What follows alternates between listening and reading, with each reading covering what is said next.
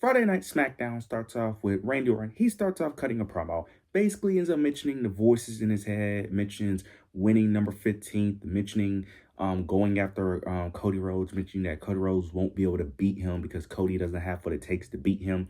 Cody Rhodes eventually does come out. He immediately runs up to Randy. They start brawling. They start attacking each other. Then we end up getting Pat McAfee. He comes out, low blows Cody Rhodes, and he is the one to be revealed as the one that has been on the phone with Randy Orton. Then you get him on the microphone. He starts talking, and he basically ends up saying that Cody isn't the guy to lead the company. Randy is. Basically ends up saying that WWE is not going in the right direction, that Cody shouldn't be leading the charge, and that WWE is in a terrible spot right now, and Randy needs to take over and be the top guy. This segment would have been fine if it wasn't for Pat McAfee. I do not understand why Pat McAfee was the one in this spot. Like, I don't understand how a generational feud as Cody and Randy is booked so bad.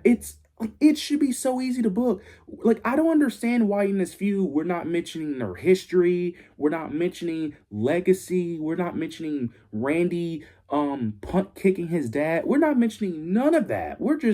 It's just feel like, why is Jelly Roll and Pat McAfee? I don't understand it. The promo he gave was fine. I understood it.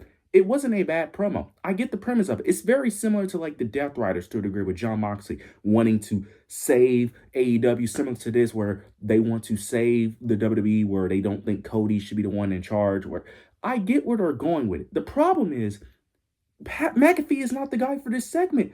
If you wanted this to work, Kevin Owens should have been the only person cutting this promo. He's the only person that would have made sense for this promo because he hates Cody Rhodes. He doesn't like Cody Rhodes. He feuded with Cody Rhodes. It would have made more sense for Randy and KO to be linking up together than Pat McAfee.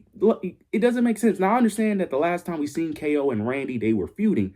Yes, but at the same time, when they did initially feud, KO wasn't trying to feud with Randy Orton. It was more so Randy Orton trying to get revenge on KO, if that makes sense. So this entire segment was bad. It was bad because it was the wrong messenger. The promo itself wasn't bad. It was just the wrong person saying it, bro. Like, I don't understand why we can't just get Cody and Randy, bro. Like, why do we keep adding other people in this feud? There's no need for it. Look, I'm not going to go on a tangent for too long about this because I just don't have much more to say, but Pat McAfee should not have been in this spot. It makes no sense. Like, it just doesn't. Like, it doesn't even suit Pat McAfee's character, to be honest. I just don't understand it. I don't really get it. It really doesn't make any sense. Again, if you wanted this to work, it should have been Kevin Owens. Now, I think personally, it should have just been Randy Orton himself making phone calls to himself. I think that would have just been better. I think it should have just been the voices in his head and he's having conversations with himself. I think that would have been better instead of Pat McAfee. Because again, the promo itself wasn't bad. I understood the premise of it. It's just the wrong messenger. If he was going to do this, the only person that it would have worked would have been Kevin Owens because it would have got a huge reaction, a huge pop. We haven't seen KO in like a year due to his neck injury. And plus, he doesn't have to take bumps. He can easily just attack Cody Rhodes without taking a bump. They don't, like, we know the severity of his neck injury, so he doesn't need to take bumps here. But this segment overall was just bad because, again, we don't need any more people involved in this. But for whatever reason, they keep involving celebrities in this feud. I don't understand it, but I hope the match is a banger because at this point, that's the only thing I can save is the match because the build is trash. So I hope the match is a banger at least. We end up getting Rhea Ripley versus Michin. They end up having a really solid match. Who would have knew if you have Rhea Ripley and Michin have a match, you may get some good stuff. Who would have knew if you have your talent actually have wrestling matches, you could get some good matches. They end up having a really good match. Rhea Ripley does pick up the victory. After the match, it went exactly how you expect. You get Jade and friends. They attack Rhea Ripley. Then you get Io Sky comes out for the save. I don't hate this at all. It is weird that you could say it kind of makes sense for Io to be on SmackDown because technically speaking, they're friends and you wouldn't want your friend to keep getting beat up. So I guess from that point of view, I'm fine with it. Look, if you're going to involve Io in this, I'm going to be honest with you. We need her to get sacrificed. Look, I know the Io Sky fanboys and fangirls are going to not want her to play second fiddle in this feud, but I'm sorry. Look, she got to get sacrificed. I'm sorry. This feud needs all the help it needs, bro. I'm sorry. She needs to get She needs to get Jimmy Uso from last year. I'm sorry. She got to get Jimmy. Like, we need something because this feud is not it. It's not. Like, she needs to get Jimmy Uso. She needs to get put through a car. Something. Like, something needs to happen with Io where she gets her ass beat. Like, I'm sorry. Like, also, why is Jade and Rhea the only feud where no one is fighting each other? Every other feud we have seen have had some type of brawl. This is the only feud where both wrestlers who are going to face each other haven't touched each other. Why? Well, Jade technically touched Rhea, but that was more so a beat after she got beat down. Why are these two women not brawling? This is the main feud that need to have brawls every single week, not Liv and Stephanie and Cody and stuff. This is the main feud that need the most brawls, but they're getting the least brawls. I don't understand. Like, you want to run a brawl for every other feud, but the feud that needs brawls the most, you don't want to do. I don't get it. I don't understand it. I'm not even. I don't have no hope for this feud, but like I said, the only way to save this feud is Io Sky getting sacrificed. I'm sorry. Like, that's the only way. I don't think they're going to go that route, but that's the only way to save this feud. But I have no hope for this feud. I hope things change very soon with only 2 weeks of build, but I highly doubt it. Afterwards, it looks like we finally got the end of the Wyatt Six versus the MFTs feud, which I'm assuming is the end. Tama Tonga and Bo Dallas ended up having a match where Bo Dallas ended up picking up the victory due to some interferences of some Solo Sikoa. Tama Tonga has been very fed up with Solo and his lantern, and he's been wanting to give the lantern back to the Wyatt Six. And on tonight's episode, he gave it back to him. And I like it. I like it. I like that we're moving on. Thank God that this feud is over. I'm assuming it's over. Please be over, because the fact that this lasted like 8 months, it's ridiculous.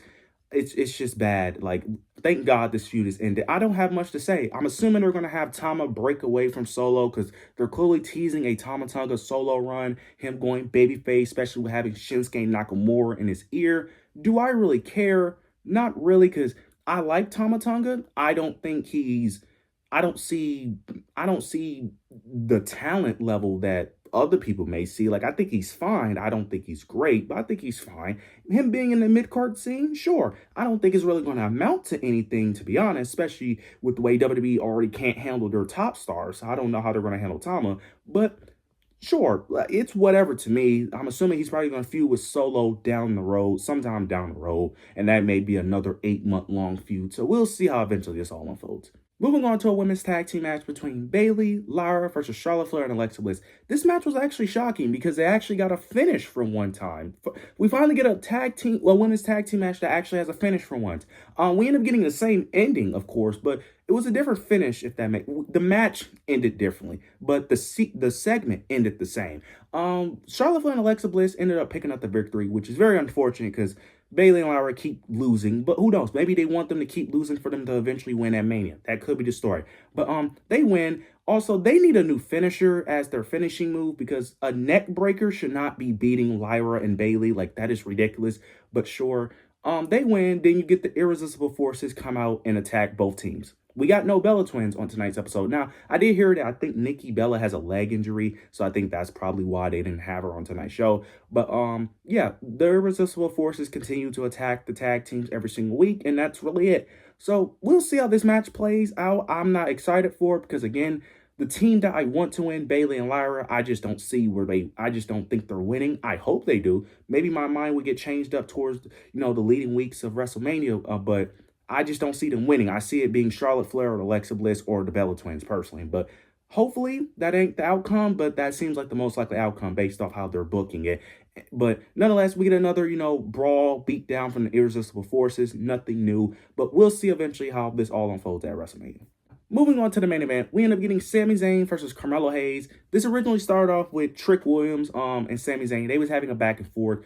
Sami Zayn is mentioning that he just wants to humble Trick Williams, put Trick Williams in his place, and he wants to be the one to beat him at WrestleMania. Trick ends up responding, ends up mentioning the U.S. title, mentioning that the only reason why Sami's even U.S. champ is due to him interfering in last week's match. Melo comes out, he's frustrated, he wants a rematch. He's frustrated with Sami, talking about that Sami cheated him, even though I find that very weird, but sure. Sami cheated him of the match. Sammy ends up mentioning that, yeah, he cheated his way, he took advantage, but at the same time, people have done this to me multiple times, and people have told me multiple times that they're in the right for doing it. But when I do it, I'm in the wrong. And he has a point. He has a point. You fans can boo all you want, but Sammy is right. When other people do it, y'all cheer them for that. Y'all call them idiots for not taking advantage. But when Sammy does it, all of a sudden he's a bad guy. And then afterwards he ended up saying that, look, you made an open challenge, you risked your title, which is very true. You made the open challenge, like you risked your opportunity. But eventually Sammy caves in, accepts the match. We have the match, and the same thing happens, but this time without Trick Williams interfering. But Carmelo Hayes ended up getting a leg injury. Gets a leg injury. Sami Zayn takes advantage of that and retains the U.S. title. Look, I'm going to be honest here. I understand the frustration fans have. I get it. I want Melo as champion as well. I think Melo should have won in as champion. Here's my thing.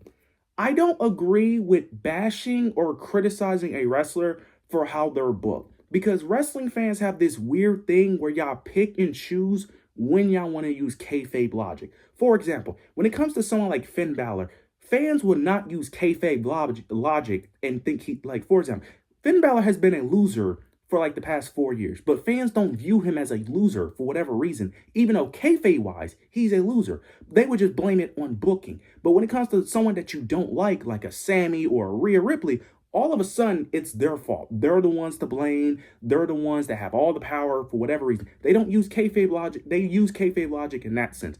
I don't understand this, bro. Like, y'all pick and choose when you want to use kayfabe to benefit your narrative. It's not Sammy's fault for being booked this way. It's the booker. I understand you're frustrated, but it's not Sammy's fault. It's the booker. Blame Triple H for why Sammy's being put in this position. I agree that Sammy should not have won. I agree.